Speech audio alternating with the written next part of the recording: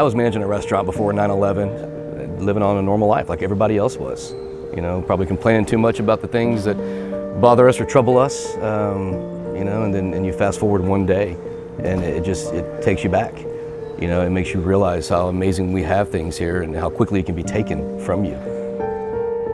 The 3,000 that died that day, I thought it was going to be much, much more like everybody else. Thank goodness they were able to evacuate a lot of that building before they tumbled down. But this is our country. They came over here. Obviously, none of us knew where they came from, what they were doing, or how they did it.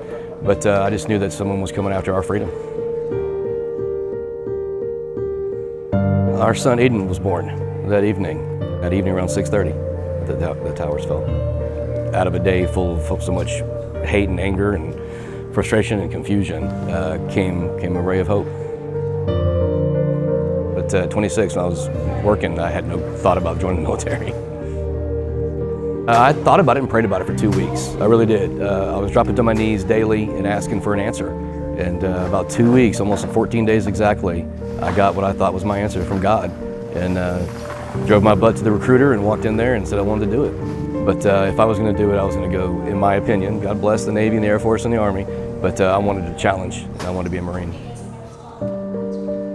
Starting something that I knew was going to be difficult, joining the Marine Corps, then taking it a step further when I chose to become a scout sniper. I was ready to go fight. I really was. You know, in my footlocker, I had a picture of the towers, you know, on fire after the planes, and every time I'd lift my footlocker up, I saw that. And I wrote a caption on there that said, you know, failure's not an option. I'm very proud of my service.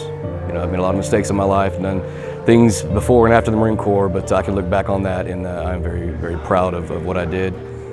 I was obviously fighting to stop these terrorists from what they were doing, these insurgents from what they were doing. But at the end of the day, honestly, I'm shooting to keep the guys next to me alive.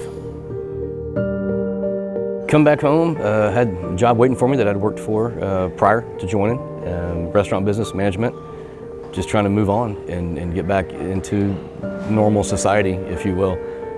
Still having those thoughts and have never really processed them properly.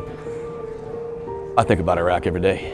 I'm in the process now of getting healed from that, but yeah, there's not a day that went by or goes by that I don't, I look through a scope.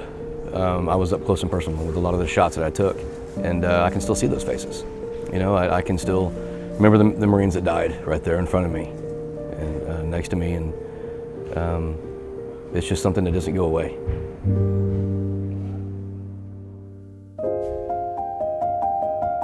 I'm at Camp Hope right now, doing an outpatient program. Camp Hope is a faith-based organization. They rely solely on donations. It's not government funded and all that kind of stuff. And I've come to realize that I never had a chance to process the emotions, the traumatic things I saw on a daily basis in Fallujah. So now I'm going through that and bringing them back up as tough as it can be to process those properly and move on to where, yeah, I may think about Iraq or a firefight or losing a Marine, but I'll have those memories without the emotions that come with it that I have right now. So it's a tough thing to fight. I mean, my family's had to deal with it, my son, my daughter, for many, many years. And I wish I had done this years ago, but I'm glad I'm doing it now. So and there is healing and there is a way out. And mine has been through Camp Hope.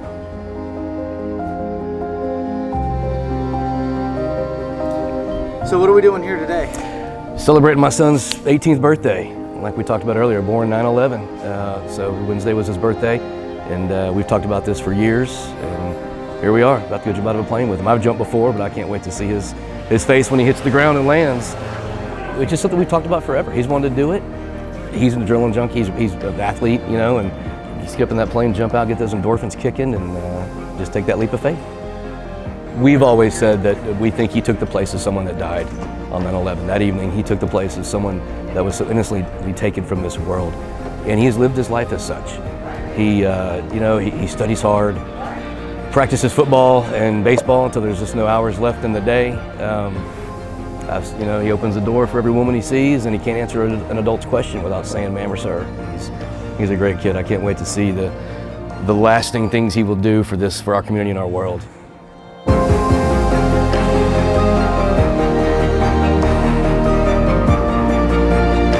I knew, like, coming in, I wasn't scared, but I knew as soon as I got on that plane, I'd be scared, which I was. And then once I got to the edge and jumped, wasn't scared anymore, and just it was fun. Well, I do love my dad very much. I just thank him a lot for everything that he's done for me and for the military.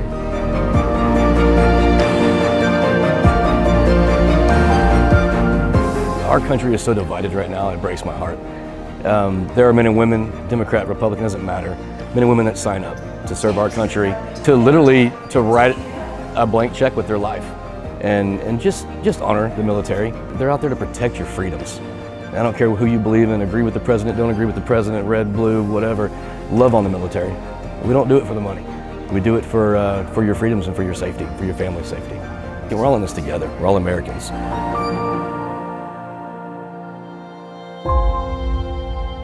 So, dealing with PTSD, you know someone who has it, once again, just love on them, pray for them, and just know that deep down inside, we are good people.